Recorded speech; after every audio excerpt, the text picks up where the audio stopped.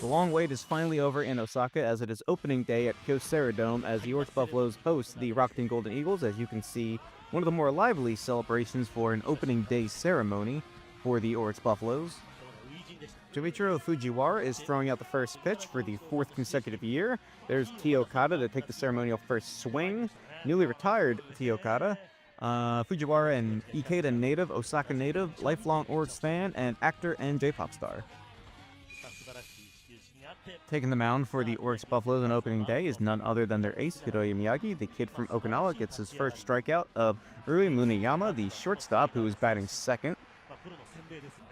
And then after that, Yuya Ogo is going to hit a sharp grounder to third, and Yumamune's got it. He's going to fire at the first for a great diving play to end that top half of the inning.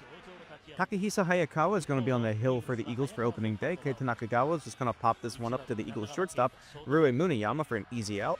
Batting third is Kotaro Kurebayashi, who's going to launch one right back to Rui Muneyama. He's going to have a busy day already, and it's only the first inning. That'll be the end of Rakuten's half of the first inning. Skip ahead to the bottom of the second inning where all the scoring is going to happen. Ryoma Nishikawa, the left fielder, is going to break his bat and chop one right up the middle, but they're not going to be able to get the play at first, and he's going to be safe. So the Orix will have their first base runner.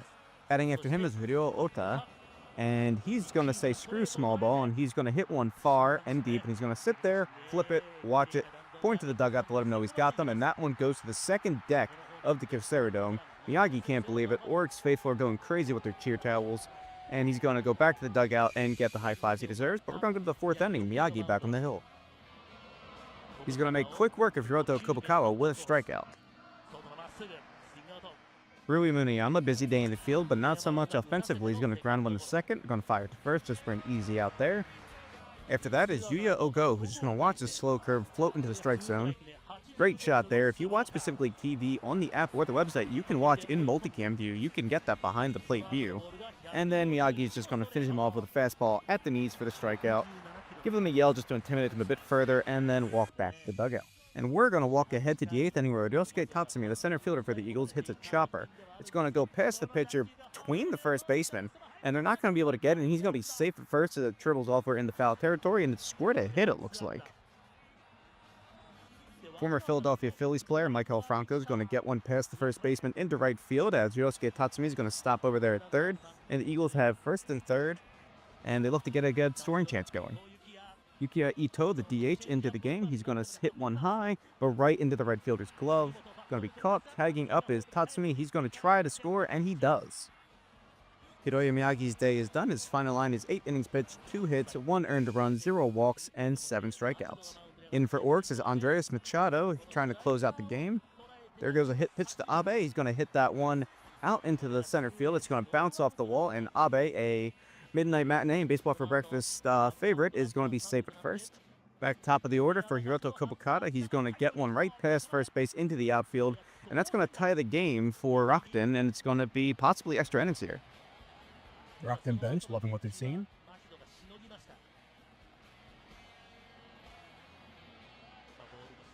New pitcher on the mound for Rakuten. Soto Suzuki is going to try to keep this game tied so they can possibly win in extras.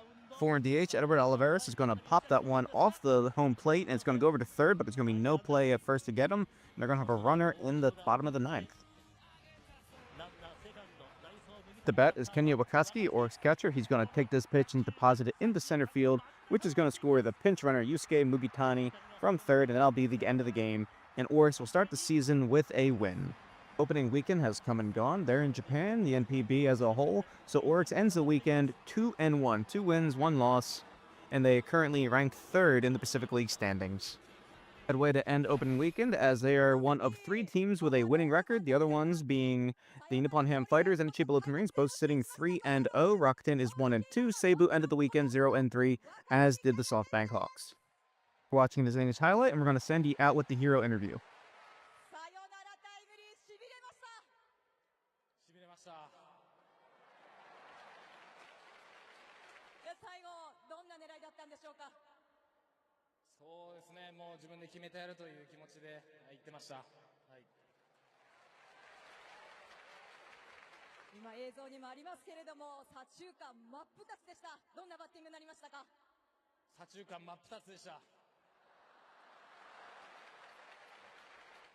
た瞬間でしたけれども、もう若月選手の最高な笑顔が見られました。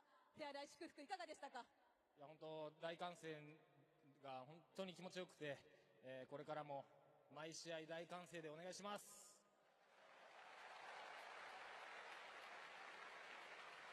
今日の試合の展開振り返ってみますと、若月選手の好リードで宮城投手素晴らしいピッチングを見せました。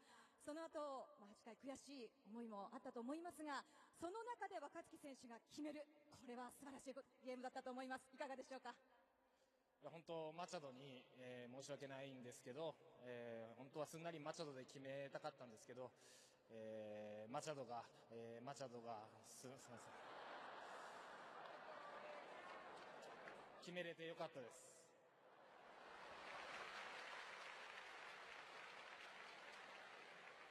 さあバファローズファンにとってはもう待ち望んでいたホームの開幕勝利です。久しぶりなんです。そうですね、岸田監督の初陣でもありましたので、本当に勝ててよかったと思います。さあこれだけ多くのファンの方が集まってくれました。今シーズンどんなシーズンにしたいか、そして今シーズンの目標も含めまして熱い言葉を最後お願いできますでしょうか？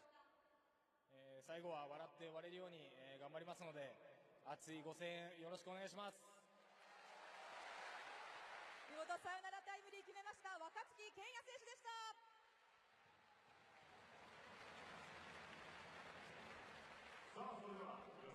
さあ羽村亜美さんがインタビューしてくれましたが、ヒーローインタビュー若月選手、本当ならばマッチョで決めたかったという、こともね話していましたけどもね。でも本当にこの苦しいゲームではあったんですが、これサヨナラで勝てたというのは T さん、いいスタートになりましたね。いや間違いなくいいスタートになりましたね。本当締まった試合展開でね、本当に見どころいっぱいありましたし、明日がねすごい大事になってきますけど、この勢いをねしっかり出していってほしいですね。そうですね。本当に岸田監督の表情を見てましても、坂口さんね、本当にほっとされた感じが伝わってきましたけどね。疲れてましたね。そうですね。すんなりいけば本来ならば良かったんですけどもね。こういうことも多々これからあると思うんでね。なかなかこのプロ野球という高いレベルの勝負では思い通りにいくことのが逆に少ないかもしれませんね。本当に一球のコントロールミスがね、攻撃のヒントになることもありますし、そういうところでやってると思うのでね、本当にチームにとってね、いい人が決めてくれましたよね。本当そうですね。森選手がいない間はとにかくみんなでカバーしてというね。そうですね。とはいえ若月捕手のね負担は大きいと思いますけどね。こういう展開では絶対に代打も送れないですし、ずっと変えるっていうところはねあまり考えれないチームにとっての選手なので、その選手がねこういうところのチャンスをものにしてくれたっていうのは、チーム的に非常に大きいと思いますね。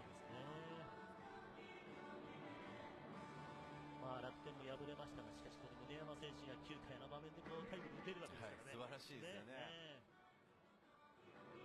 本当に今日の宮城投手はどのチームもああいう展開になったと思うんですよね。なかなか打てる状態じゃなかったですし、その中でもエースがね打たれてからしっかりともう一回ゲームを作り直して、野手がねしっかり我慢してワンチャンスをねしっかりものにしてきたっていうところではね、今後の戦いにも大きくチームとしてまた自信になったと思いますしね。そうですね。